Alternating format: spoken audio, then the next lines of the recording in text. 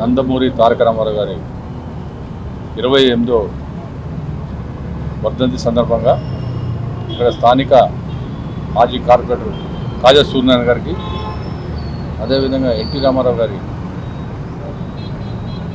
కుమారుడైన మోహన్ కృష్ణ గారి, నందమూరి మోహన్ కృష్ణ గారికి, అదేవిధంగా ఎన్టీ రామారావు గారి మనవరాలైన నందమూరి మోహన్ రూపా గారికి, అదేవిధంగా ఫిలిం ప్రొడ్యూసర్ కౌన్సిల్ సెక్రటరీ గారు ప్రసన్న కుమార్ గారికి, అదేవిధంగా భాస్కర్ నాయుడు గారికి, ఇక్కడ విచ్చేసినటువంటి మీడియా ముల్లపూడి మోహన్ ప్రతినిధులందరికీ, అదేవిధంగా Film Nagar club general secretary Mullapudi Mohan గారికి అందరు కూడా హృదయపూర్వక నమస్కారాలు తెలియజేసుకుంటూ, మరి నందమూరి తారక రామారావు గారి గురించి చెప్పాలంటే ఆయన సినీ పరిశ్రమలో రారాజుగా వెలుగొంది, మరి ఎదురులేని మనిషిగా, సినిమాల్లో ఎదురులేని మనిషిగా ఉండి సినీ పరిశ్రమలో మరి రాజకీయ పార్టీ పెట్టడం జరిగింది 1982లో. 1982 నుంచి 9 నెలల్లో మరి పార్టీ అధికారంలో రావటం, మరి మాలాంటి వాళ్ళు అందరం కూడా అప్పుడు చిన్న ఏజ్, మాది 18-19 ఏళ్ళు, మేమందరం కూడా మరి నందమూరి తారక రామారావు గారు పెట్టిన పార్టీలో అందరూ కూడా ఆకర్షితులై మరి ఆ పార్టీలో అప్పటి నుంచి కూడా మేము పార్టీలో ఉంటాం. మరి ఆ రోజు నుంచి కూడా భారతదేశంలో ఎవరు చేయని విధంగా మరి నందమూరి తారక రామారావు గారు 3 సార్లు ముఖ్యమంత్రి అయ్యారు.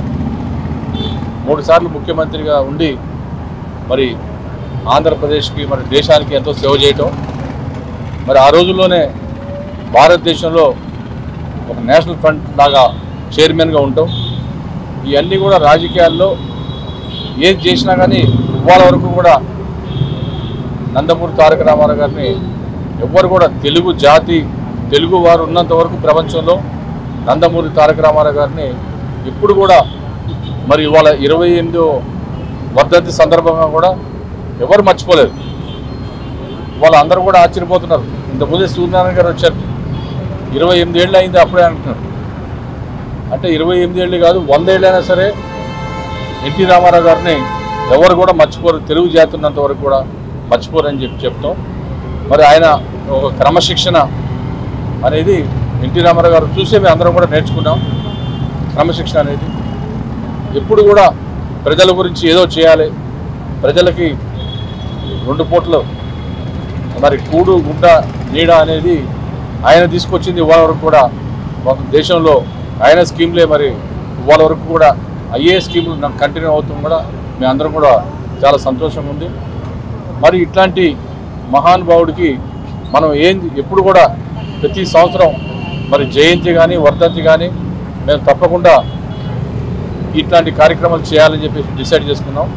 మరి ప్రతి సంవత్సరం కూడా ఇదే విధంగా పెద్ద ఎత్తున మరి ఈ వర్ధంతి కానీ జయంతి కానీ ఈ ఫిలిం నగర్లో చరిత్రలో రాబోయే 100 ఏళ్ళు కాదు 2 ఏళ్ల వరకు ఈ చరిత్రలో నిలిచిపోయే విధంగా మరి ఫిలిం నగర్ ఈ చౌరస్తా మీద మరి అన్నగారి విగ్రహం అనేది చాలా గొప్ప విషయం. అది గతంలో చెప్పాము మేము, ఎందుకంటే ఈ ఫిలిం నగర్కి ఎన్టీ రామారావు గారి పేరు పెట్టాలని. ఈసారి డెఫినెట్గా మేము అందరం కూడా, ఎమ్మెల్యేలు అందరం కూడా మరి ప్రపోజల్ 100% మేము పెడతాం. ఈసారి ఫిలిం నగర్ చౌరస్తాకి నందమూరి ఎన్టీ రామారావు గారి పేరు మీద ఈ చౌరస్తా ఉండాలని చెప్పేసి మేము అనుకున్నాం కూడా గతంలో.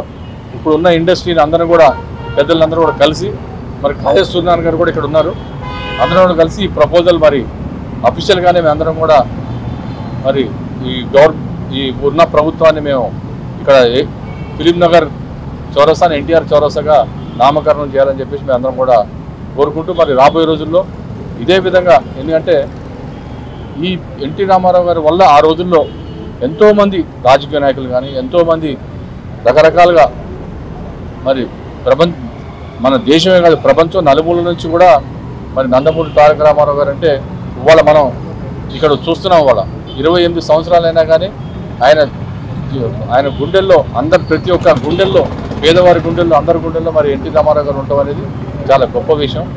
మరి ఇట్లాంటి కార్యక్రమాలు ముందు ఇంకా మేము డెఫినెట్గా ఈ ఫిలిం నగర్ చౌరస్తాకి అందరం కూడా డెఫినెట్గా మేము ప్రపోజల్ మరి మా తరఫున మరి గవర్నమెంట్ కోరుకుంటామని చెప్పేసి కోరుకుంటూ ఇట్లాంటి మహానుభావుడిని మన ప్రపంచంలో మొత్తం ప్రపంచం అంతా కూడా ఇవాళ చాలామంది కూడా ఈ వర్ధంతి సందర్భంగా ఇట్లాంటి కార్యక్రమాలు చేస్తున్నారు. ఇప్పుడే నేను వచ్చాను, ఇక్కడ చెప్పారు సేవా కార్యక్రమాలు, మరి కొంతమంది అన్నదాన కార్యక్రమాలు కూడా ఇక్కడ పెట్టుకున్నారని చెప్పడం జరిగింది.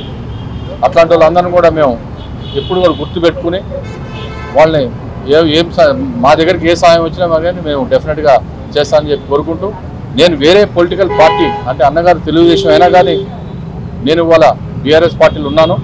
అట్లాగే ప్రతి పార్టీలో కూడా అన్నగారి అభిమానులు ఉన్నారు.